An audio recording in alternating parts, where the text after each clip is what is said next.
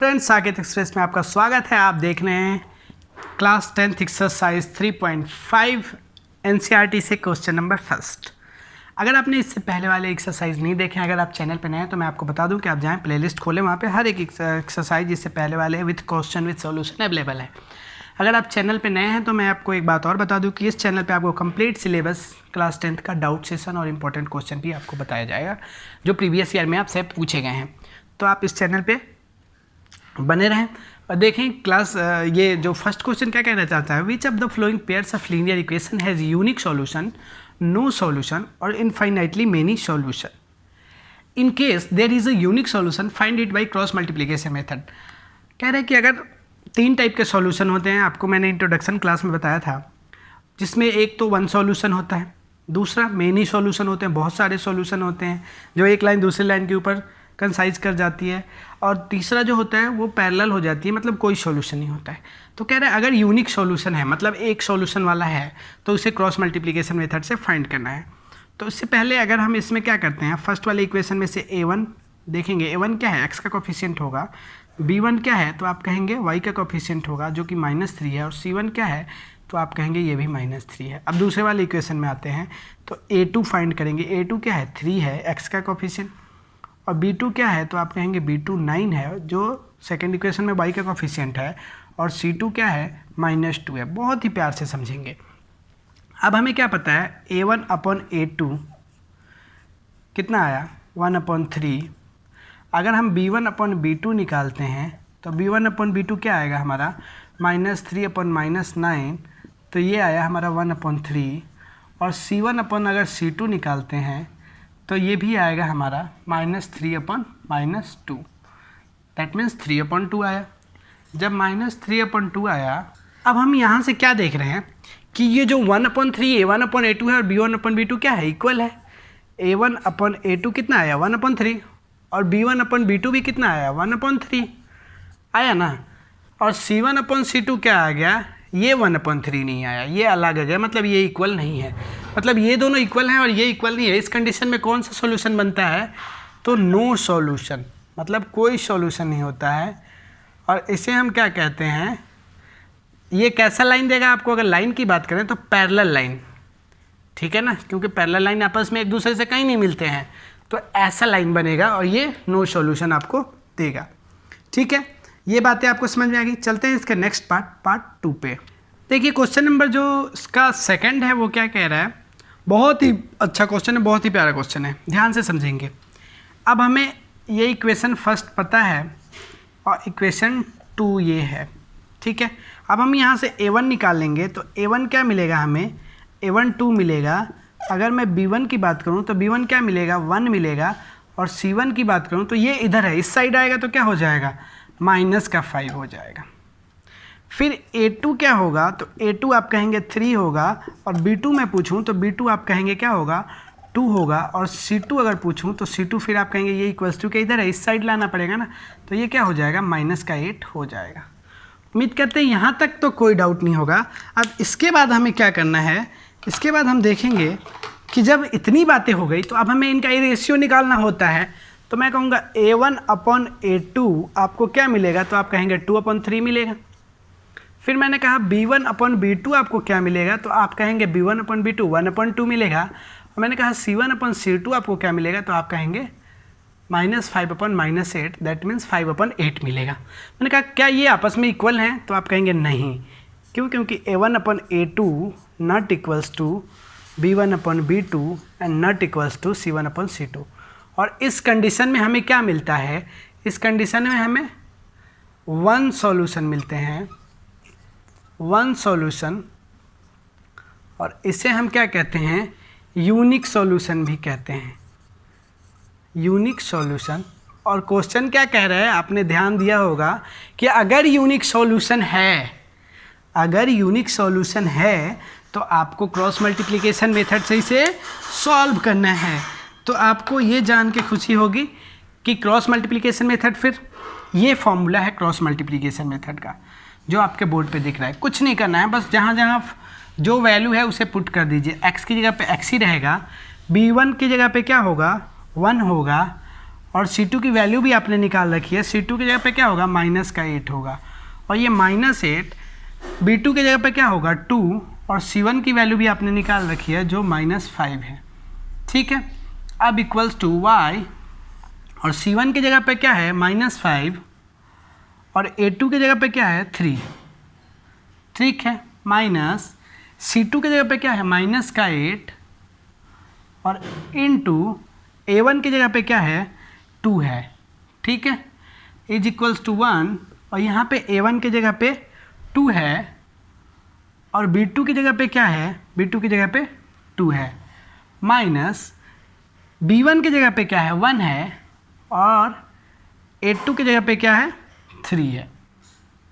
यहाँ तक कोई डाउट नहीं होगा। अगर आप कहेंगे कि हमें फॉर्मूला नहीं याद है तो कैसे सॉल्व करें, तो देखिए कैसे सॉल्व करेंगे। x वाला कह रहा है ना, तो x वाले को ढक लेंगे और स्टार्ट करेंगे 1 वाले टर्म से। कभी भी 1 से स्टार्ट करेंगे, नहीं कि B2, अगर B1 लेना है तो B1 से, C1 लेना है तो C1 से। तो क्या करेंगे, B1 को क्रॉस मल्टीप्लाई इससे, दैट मीन्स 1 - 8, और फिर ये क्रॉस मल्टीप्लाई। अब जब हमें y लेना है तो इन दोनों को क्रॉस मल्टीप्लाई A1 और C2 को, और फिर इन दोनों को क्रॉस मल्टीप्लाई, फिर ये लेना है तो इन दोनों क्रॉस मल्टीप्लाई, इन दोनों क्रॉस मल्टीप्लाई, ऐसे लेते हैं। अगर आपको फॉर्मूला याद नहीं है तो ये x ये हो गया -8, और ये जब मल्टीप्लाई होकर +10 हो जाएगा। यहाँ पे y -15, और ये दोनों मल्टीप्लाई होकर +16 हो जाएंगे। यहाँ पे 1, और ये 4, और ये -3 हो जाएगा। जब आप आगे आएंगे तो आप देखेंगे कि x/2, और ये आया आपका y/1, और ये आया 1/1। जब आप और आगे आएंगे तो x/2 इक्वल्स टू 1/1 लेंगे, तो यहाँ पे x की वैल्यू आपकी 2 आ जाएगी, और y को लेंगे आप y/1 इज इक्वल्स टू 1/1, तो y की वैल्यू आपकी 1 आ जाएगी, जो कि आपने आसानी से फाइंड कर लिया। उम्मीद करते हैं यहाँ तक तो आपको कोई डाउट होगा ही नहीं। चलते हैं नेक्स्ट क्वेश्चन, इसके पार्ट 3 पे। देखिए क्वेश्चन नंबर 3 क्या कह रहा है, इसे भी चेक करते हैं। सेम प्रोसेस है, पहले A1 फाइंड करेंगे।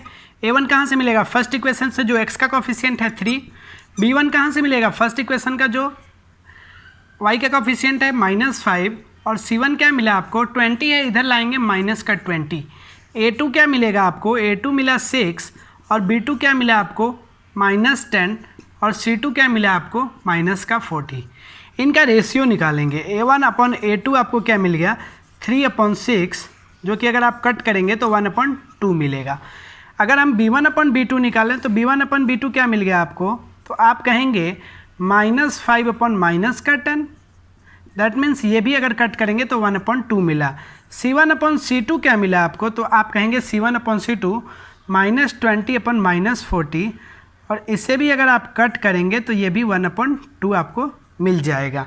ठीक है, ये तीनों मिल गया आपको। तो अब आपको क्या देखना है कि ये तीनों आपस में क्या है, इक्वल है ना। तो हम लिख सकते हैं कि A1/A2 is equals to B1/B2 is equals to C1/C2।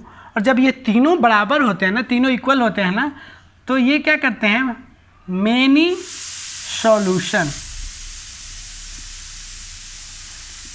Solution देते हैं। क्यों, क्योंकि एक लाइन जो है वो दूसरे लाइन इसी के ऊपर क्या कर जाएगी, कंसाइज कर जाएगी, तो इस पे बहुत सारे सॉल्यूशन आपको मिल जाएंगे। तो ये हो गया मेनी सॉल्यूशन। लेकिन मेनी सॉल्यूशन है तो हमें सिर्फ यूनिक सॉल्यूशन में क्रॉस मल्टीप्लिकेशन लगाना है, तो इसमें हमें क्रॉस मल्टीप्लिकेशन से फाइंड करने की ज़रूरत ही नहीं है। ठीक है, आप समझ रहे हैं बात को। तो चलते हैं इसके नेक्स्ट पार्ट 4 पे। क्वेश्चन नंबर 4, इसका पार्ट 4 क्या कह रहा है, x - 3y - 7 equals to 0 and 3x - 3y - 15 equals to 0। यहाँ से भी हमें पहले क्या करना है, पहले इक्वेशन में हमें A1 और A2 ही फाइंड करना है। A1 आपको पता चल गया होगा, B1 भी आपको पता चल गया -3, और C1 भी आपको पता चल गया -7। अगर A2 की बात करें तो A2 आपको 3, और B2 की बात करें तो B2 आपको -3, और C2 की बात करें तो C2 आपको -15। यहाँ तक कोई डाउट नहीं है। अब इनका हम क्या करते हैं, रेशियो निकालते हैं। तो A1/A2 की अगर हम बात करें तो 1/3 आएगा।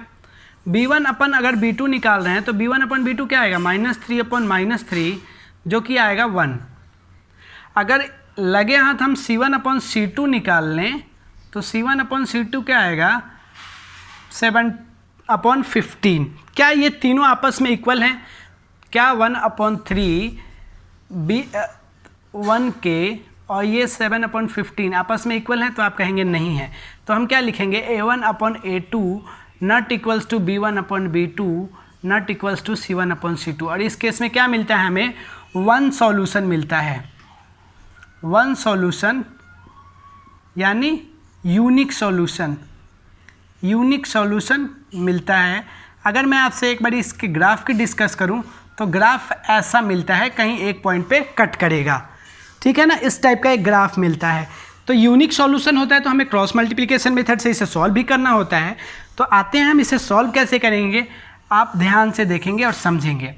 हमें यूनिक सॉल्यूशन में सिर्फ ये देखना है, हमें फॉर्मूला आपको पता है। तो क्या करेंगे हम, B1 हमारा क्या है, -3 है, और C2 क्या है आपका, -15 है। -B2 क्या है, तो B2 आप कहेंगे -3 है, और C1 क्या है, तो आप कहेंगे -7 है, ठीक है। अब आते हैं y वाले टर्म पे। तो y में C1 क्या है, तो C1 आपका -7 है, इंटू A2 क्या है, तो A2 आप कहेंगे 3 है, माइनस C2 क्या है, तो C2 -15 है, आपने पहले से ही फाइंड कर रखा है इसलिए आसानी है आपको निकालने में। और A1 क्या है, आपको 1 है, इज इक्वल्स टू 1। अगर A1 की बात करें तो A1 1, और यहाँ पे B2 क्या है, तो B2 आपका -3 है, माइनस अगर A2 की बात करें तो A2 3 है, और B1 की बात करें तो B1 -3 है। तो हम सीधे मल्टीप्लाई करके यहाँ पे मैं लिख देता हूँ -9, क्योंकि जगह कम है, ठीक है। अब क्या करेंगे हम, अब हम इसे सॉल्व करेंगे तो आप देख पाएंगे 3 15 जा 45 और माइनस माइनस प्लस, 3 7 जा 27, ये माइनस माइनस प्लस, लेकिन बीच वाला माइनस रह गया 21। और ये हम y पे आते हैं, 7 3 जब माइनस का 21, और अगर हम इसे मल्टीप्लाई करेंगे तो प्लस का 15 हो जाएगा। यहाँ पे 1 आते हैं, ये माइनस का 3 और माइनस माइनस प्लस का 9। कोई डाउट आपको नहीं होनी चाहिए। यहाँ पे x इक्वल्स टू आया आपको 24 प्लस का, क्यों, क्योंकि ग्रेटर वैल्यू का साइन यूज करते हैं, और y इक्वल्स टू आया आपको -6 और 1/3। अब हमें यहाँ से x और y की वैल्यू निकालनी होती है, तो हम क्या करते हैं, x वाले टर्म को लेते हैं और जो नॉर्मल टर्म होता है उसे लेते हैं, क्योंकि एक इक्वेशन में हम एक ही चीज़ फाइंड कर सकते हैं, एक वेरिएबल फाइंड कर सकते हैं, x/24/1/3, और क्रॉस मल्टीप्लिकेशन करेंगे तो क्या हो जाएगा, x इक्वल्स टू 24/3, जो कि आपको 8 मिल गया x का वैल्यू। अब सेम थिंग अगर हम y को लेके आते हैं -1 और ये 1/3, तो y इक्वल्स टू क्या मिलेगा आपको, ये 3, y इक्वल्स टू -6 ये 6 उधर चला जाएगा, तो -6/3, तो ये मिल गया आपको -2। तो उम्मीद करते हैं आपको समझ में आया होगा, कहीं भी डाउट नहीं हुआ होगा, आपको पूरा कंप्लीट क्वेश्चन 1 कंप्लीट हो चुका है। नेक्स्ट क्लास में देखेंगे हम क्वेश्चन नंबर 2 को। अगर आपको चैनल पे जो हम बताते हैं वो समझ में आता है तो आप चैनल को सपोर्ट जरूर करें, लाइक सब्सक्राइब कर लें अगर आप नए हैं तो, ठीक है। तो आज के लिए इतना ही, मिलेंगे नेक्स्ट क्लास में।